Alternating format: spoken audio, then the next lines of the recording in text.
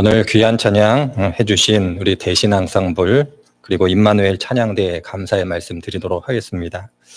그리고 특별히 우리 리원이하고 송주 이렇게 불러도 되는지는 모르겠습니다만은 좋은 그렇게 앞으로 성공해서 훌륭한 사람이 되거든 저를 잊지 않았었으면 좋겠습니다. 네, 꼭 부탁드리겠습니다. 제가 계속 기도할 테니까 24년 3월 31일 날 대신교회 와서 어느 목사님 만났지 이렇게 기억하고 나중에 꼭 아는 척 해주셨으면 고맙겠습니다. 우리 앞뒤 좌우에 쓰신 분들과 좀 인사 나누시겠습니다. 이렇게 뵙게 돼서 반갑습니다. 예수님 부활하셨습니다.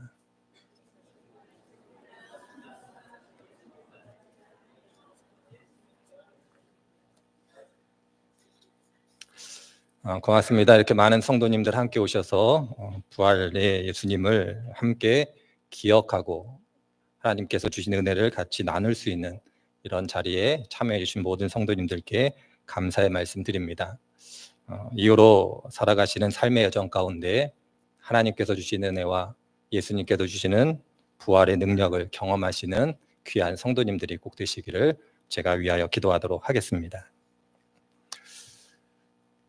여러분들이 어떻게 생각을 하시는지는 잘 모르겠습니다만은 사람의 인생을 결정을 짓는 다양한 요소들이 있습니다.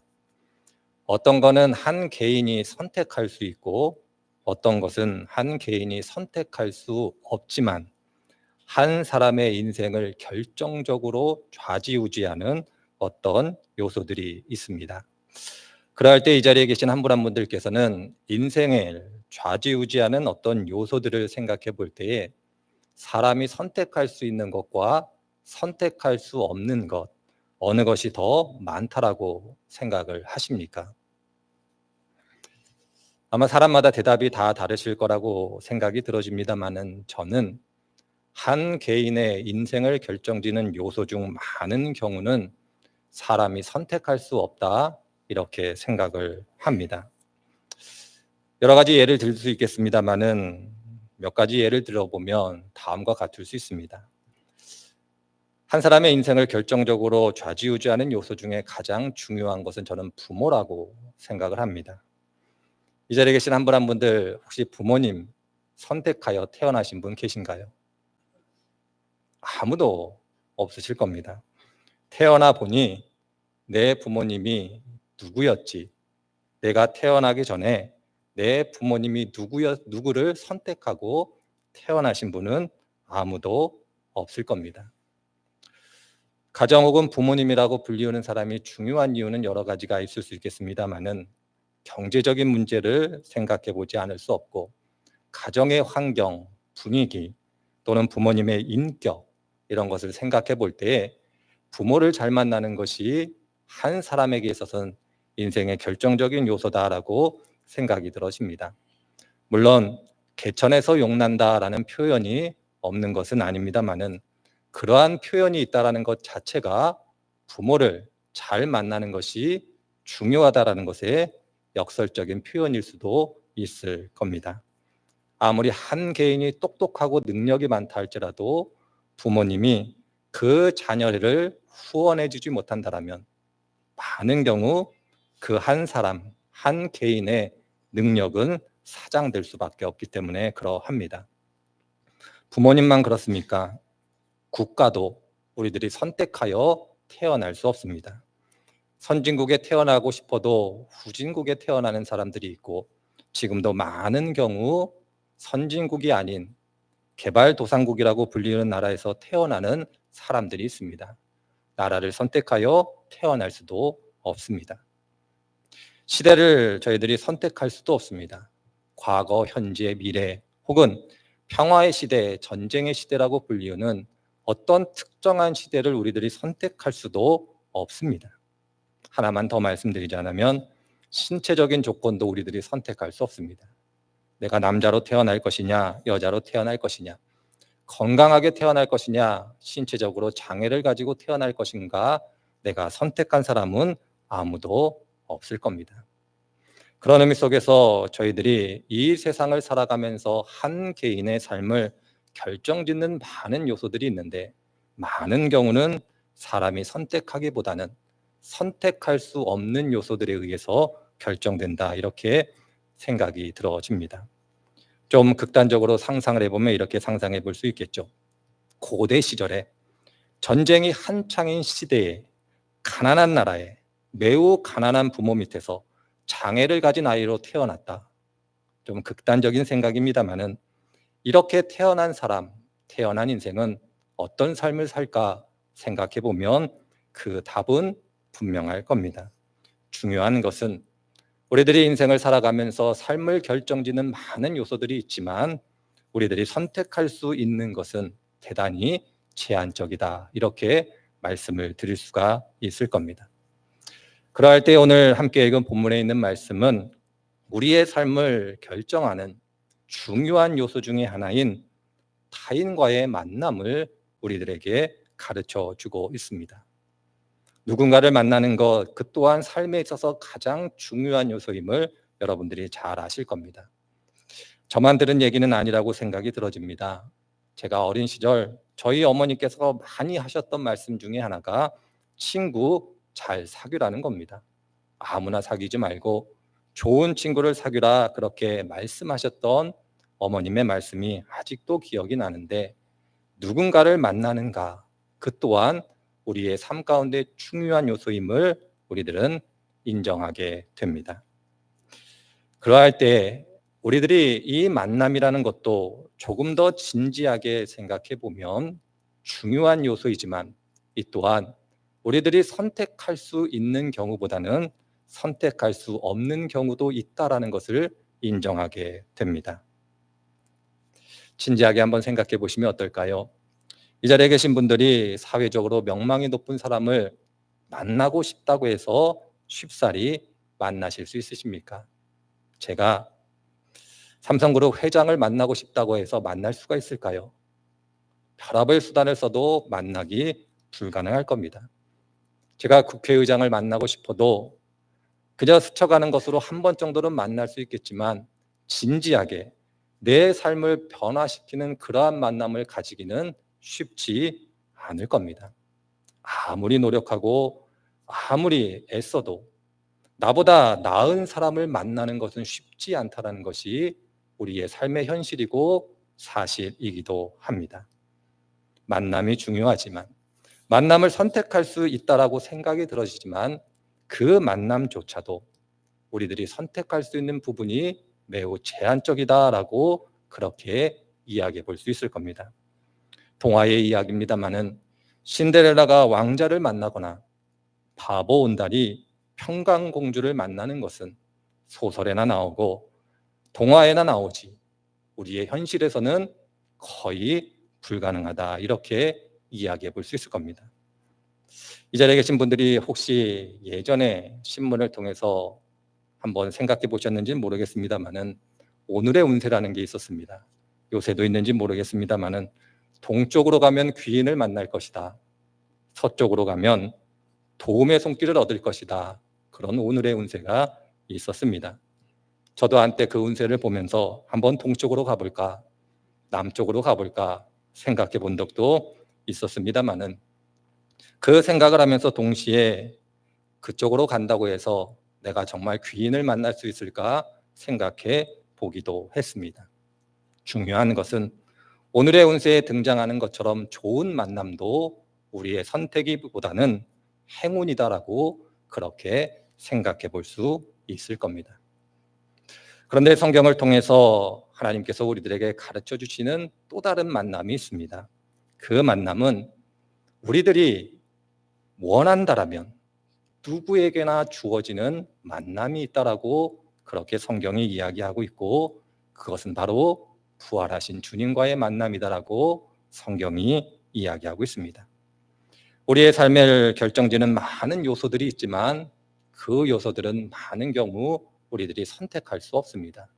그러나 우리들이 마음을 먹고 우리들이 원한다라면, 아니 원하지 않더라도 우리의 삶을 바꾸는 중요한 만남이 있는데, 그 만남은 모든 사람에게 주어지는 만남, 예외 없이 주어지는 만남일 수 있음을 가르쳐 줄 때에 그 만남은 바로 예수님과의 만남이다라고 그렇게 이야기하고 있습니다.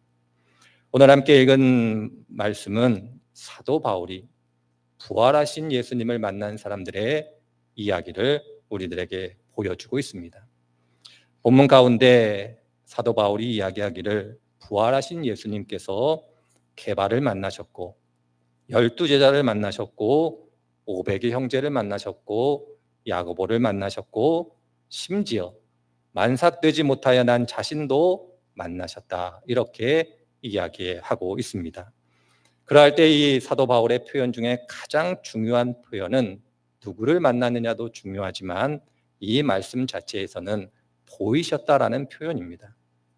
사람이 예수님을 만나러 찾아간 것이 아니라 예수님께서 찾아오셔서 만나주셨다, 이렇게 이야기하고 있습니다.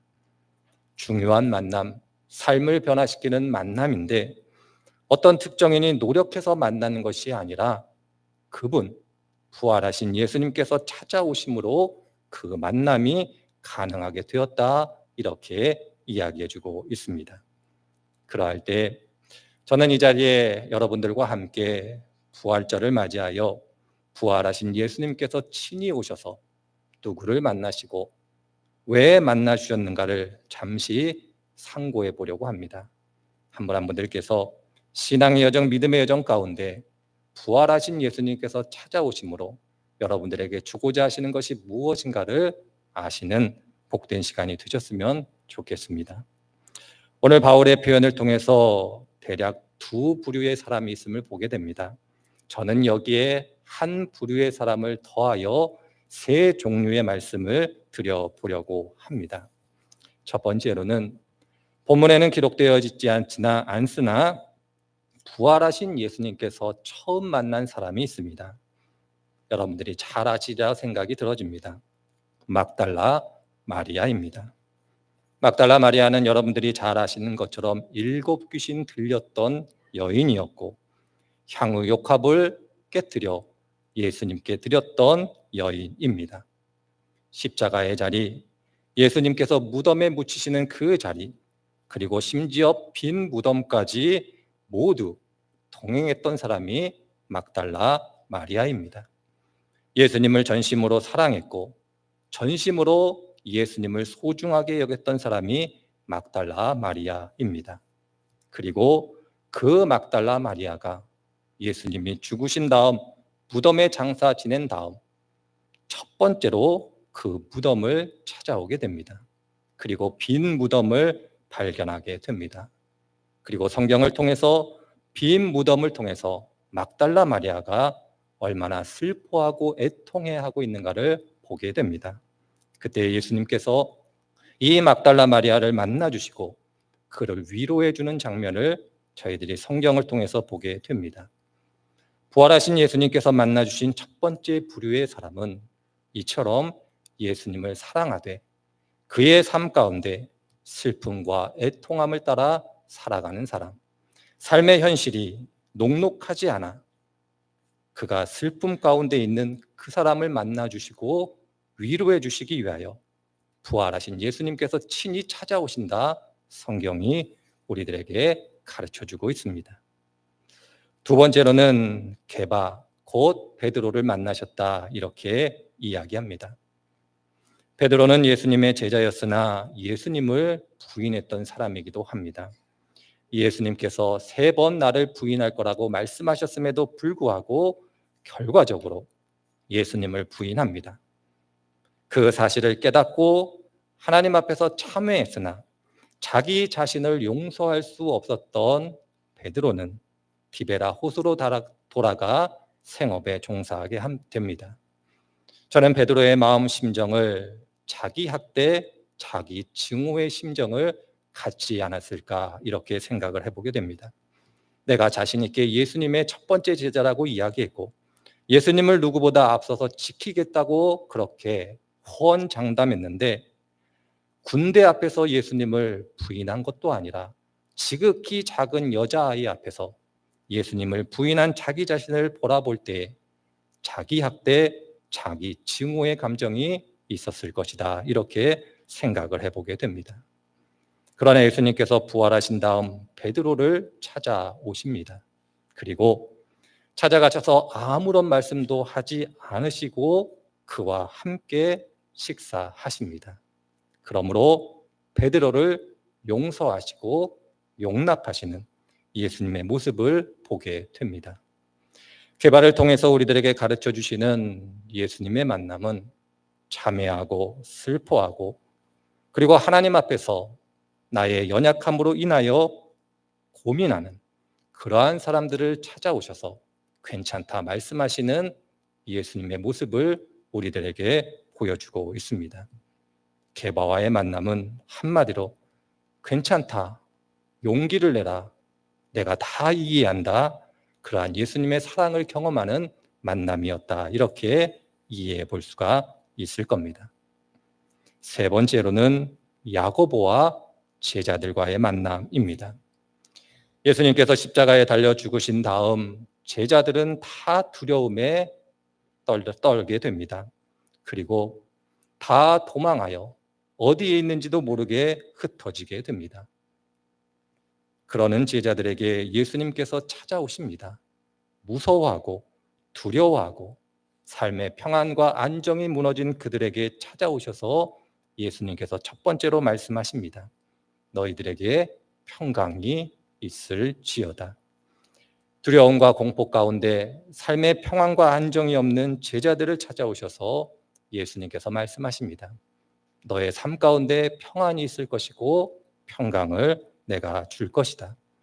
더 이상 두려워하지 말고 더 이상 떨고 무서워하지 말라고 그렇게 말씀하시는 예수님을 보게 됩니다. 오늘 사도 바울의 고백을 통하여 부활하신 예수님께서 만나주시는 만남을 저희들은 배우게 됩니다. 막달라 마리아에게 위로를 주신 것처럼 베드로에게는 용서와 용납을 주신 것처럼 제자들에게 평강을 주신 것처럼 예수님께서 우리들을 찾아오셔서 주시는 것이 이 세 가지임을 성경이 우리들에게 가르쳐주고 있습니다. 아마 이 자리에 계신 한 분 한 분들 삶의 여정 가운데 예수님께서 누구에게는 위로로, 누구에게는 용서로, 누구에게는 평강으로 다가오셔서 하나님께서 은혜를, 예수님께서 은총을 베풀어 주실 겁니다. 각자 부활의 주님을 만난 사건마다 다른 경험이 있으실 것이고 가장 중요하고 적절한 그 은혜를 주시기 위하여 예수님께서 여러분들에게 찾아오심을 오늘 성경이 우리들에게 가르쳐주고 있습니다. 그럼에도 불구하고 이 세 만남을 통해서 저희들이 공통점 한 가지를 발견하게 됩니다. 개별적인 만남이 가지고 있는 독특함이 있으나 세 만남이 갖고 있는 공통점도 있음을 성경이 가르쳐주고 있습니다. 막달라 마리아하고 만나신 다음 예수님께서 이렇게 막달라 마리아에게 분부합니다. 제자들에게 가서 내가 부활했음을 알리라고 그렇게 막달라 마리아에게 예수님께서 말씀하고 계십니다. 베드로를 만난 예수님께서는 베드로에게 질문을 던지고 있습니다. 내가 나를 사랑하느냐? 이에 대하여 예수님께서 베드로의 대답을 듣고 세 번 답을 주십니다. 내 어린 양을 먹이라, 내 양을 치라, 내 양을 먹이라. 목자로서 예수님이 감당했던 그 역할을 감당하라고 베드로에게 말씀하고 계십니다. 제자들을 만나시고 예수님께서 평강을 주신 다음 자신이 부활했음을 가르쳐 주신 다음 이렇게 말씀하십니다. 나의 죽음과 부활 그리고 그것이 갖고 있는 죄 사함에 대해서 너희들이 증인이니 내가 너희들을 보내니 땅끝까지 이르러 내 증인이 되라 이렇게 말씀하고 계십니다. 중요한 것은 우리들이 각자 삶의 현실을 따라 부활의 주님을 만나게 되는 독특함이 있을 겁니다. 그러나 동시에 예수님께서는 우리들에게 말씀하십니다. 나를 만났으면 내가 너희들에게 주는 또 다른 한 가지 소명이 있는데 그것이 바로 나를 증거하라는 것이다 라는 것을 성경이 우리들에게 가르쳐주고 있습니다. 이것이 바로 성경이 우리들에게 예수님을 만난 사건 혹은 예수님을 만난 사람들의 모습임을 가르쳐주고 있습니다. 이 자리에 계신 한 분 한 분들께서 예수님을 만나셨을 겁니다. 부활의 주님을 경험하셨을 것이고 부활의 주님을 만나심으로 그 주님이 주신 은총을 누리시고 계실 겁니다. 그러할 때에 예수님께서 그와 더불어 말씀하시는 것, 내 증인이 되라 말씀하시는 이 또한 잊지 않아야 할 것입니다. 저희들은 복음의 증거 혹은 전도라는 표현을 너무나 식상하게 생각을 합니다. 그러나 진지하게 성경을 읽고 예수님을 만난 사람들을 진지하게 상고해 보면 그들이 모두 예수님의 증인이 됐음을 발견하게 됩니다. 어디에 있던 무엇을 하던 어떤 상황에 있던 상관없이 그들이 예수님의 증인으로 살아갔음을 보게 됩니다. 부활하신 예수님, 부활하심으로 우리들에게 다가오신 예수님, 그리고 우리들에게 은혜 베풀어 주신 그 예수님께서 우리들에게 말씀하고 계십니다. 내가 너희들에게 위로, 용서, 평강을 주었으니 그 은혜를 따라 내 증인이 되라, 이렇게 이야기하고 있습니다. 저희 교회는 한 분 한 분들께서 예수님을 만나시고 하나님의 은혜를 누리시는 가운데 복음의 증거자가 되셨으면 좋겠습니다. 여러분들의 마음속에 혹시 누군가를 품고 기도하고 계십니까? 하나님을 모르는 사람, 하나님을 모르는 가족, 하나님을 알았지만 믿음이 연약하여진 가족을 위해 마음에 품고 기도하고 계십니까? 그에게 복음을 전하야겠다. 내가 아는 누군가에게 하나님의 사랑을 전하야겠다. 그렇게 소망하고 노력하고 계십니까? 중요한 것은 하나님께서 우리들을 부르시고 부활의 영광에 참여하게 하셨다라는 것. 그것은 큰 은혜이지만 동시에 소명도 우리들에게 주신 것임을 잊지 않아야 할 것입니다. 오늘은 부활주일입니다.